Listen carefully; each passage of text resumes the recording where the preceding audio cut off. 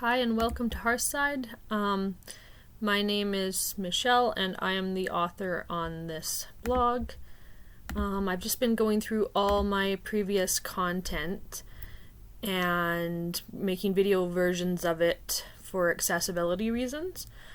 This particular blog is called Sigrblot and Other Holidays During Var in Modern Heathenry.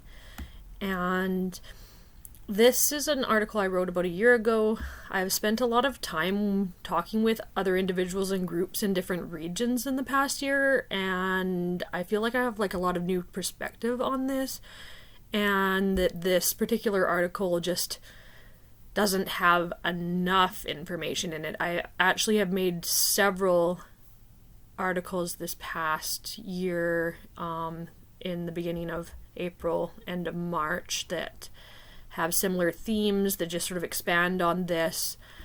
The other thing that was going on in this article when I wrote it was the way I was thinking about seasons was not quite right, so I have just sort of tweaked some of the wording a little bit from the original.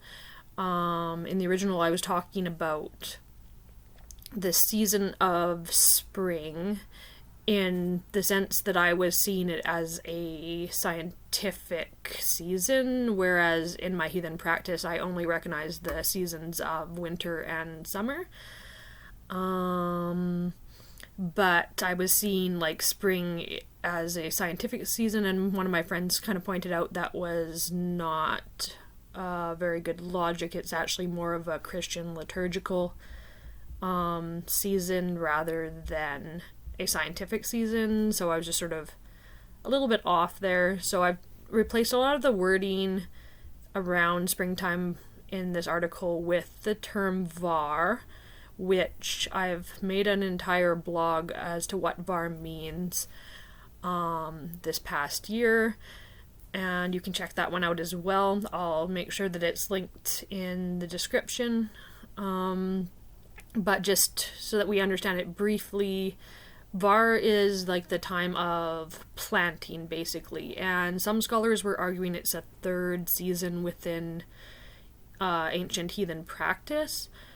but it looks like if it was very regional and during a certain time period. So the way I'm using it is more like var is the time of planting, the time of fertility, and I see that as a sub-season within the first part of summer in the heathen calendar. So in this article I was mostly talking about Sigrblot, mostly because that's the one that's attested to in the Ynglinga saga as one of the 3 heathen holidays, which are winter nights, midwinter, which is Yule, and Sigrblot. There are a couple other places it just sort of mentions it briefly, and we don't really know much about what occurs there. We know that the name means victory blot, and that it has to do with the beginning of the summer season. I was also in this article looking at Rune's the Nordic Animist yearbook, which is this one here. He's talking about a bunch of different holidays and festivals that happened around this time of year. He's got them separated by months in here, but I was looking at them more following a lunar schedule and which ones would fall within the potential time period when Sigrblot could occur.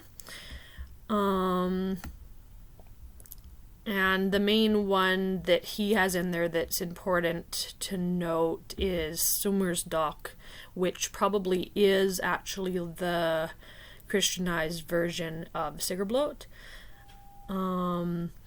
And that day it falls right in April, but they've fixed it to the Gregorian calendar, so it occurs on the 20th of April, or before the Gregorian calendar, during the Julian calendar, it would have been the 14th of April. But on a fixed day, whereas Sigrblot would be the full moon after the new moon after the spring equinox, the vernal equinox. But looking at summer day allows us to get an idea, a glimpse of what might have occurred during the Sigrblot rite, and what most likely would have occurred during the Sigrblot rite. It looks like it was some sort of a fertility ritual. So when we're thinking about Sigrblot, like, all we really know is the name is Victory Blot. And like a lot of people have said, that probably had to do with like Vikings, and it was the start of the war season, so victory in battle.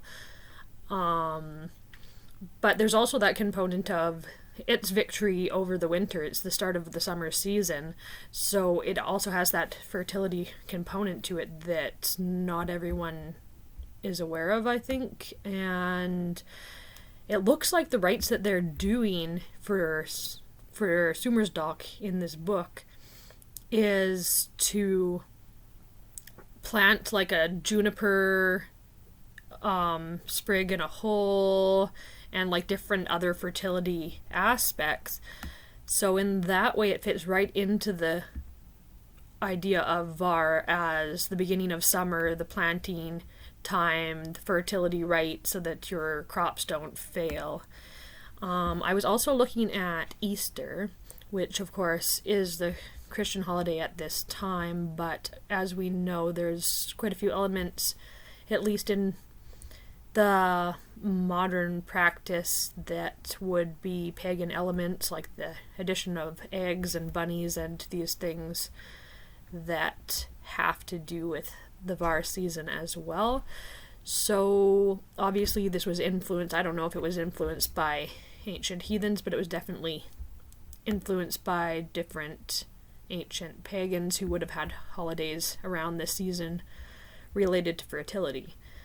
So those were the two main ones that I was looking at.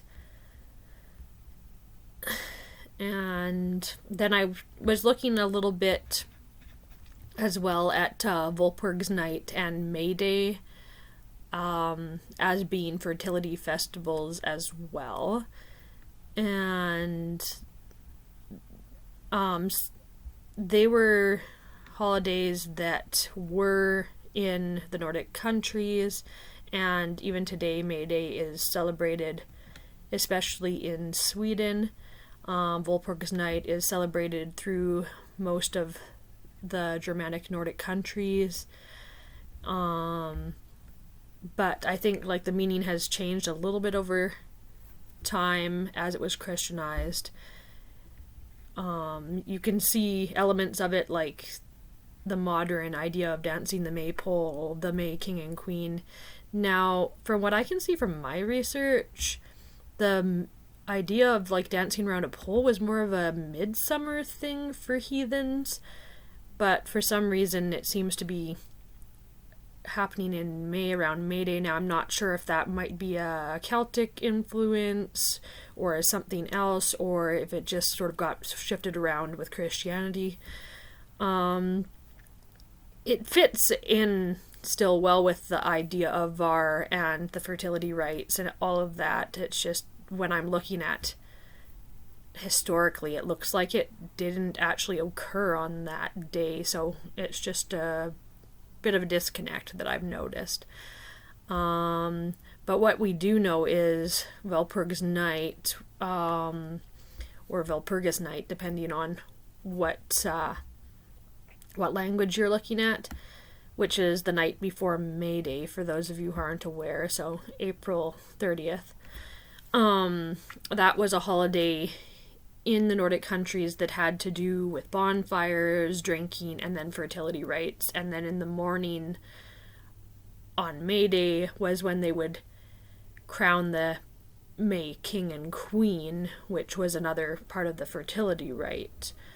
There's also like sort of ideas about scaring away spirits at this time of year on Valpurgis Night, but also on St. George's Day, and it seems like that might be like trying to scare away the wild hunt, perhaps, to end winter.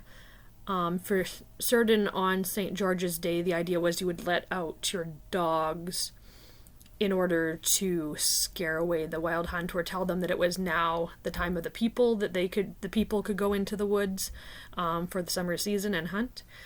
Valpurgis Night is more like, it's sort of like how in Western culture, in North America anyways, that the idea of Halloween, like dressing in costumes, scaring away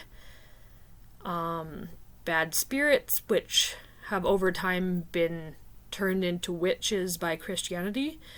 But I think that the initial idea would have been to scare away the either spirits of the wild hunt, or perhaps like spirits like the Jotun, basically, who would be to do with winter and frost, so that your crops would be safe. Yeah, so that's most of what it was about. I was just talking about the season very briefly, the beginning of summer, and how that related to Var, and what holidays were related to Var. And as I said, there are articles that I've written since that have more detail on that, and I will put links for them in my description, and they will eventually also have videos. I'm just sort of working up from the back, so we'll get there shortly. I have a fair amount of time at the moment that I'm trying to get through as many as possible. Yeah, that's it, and I will see you soon.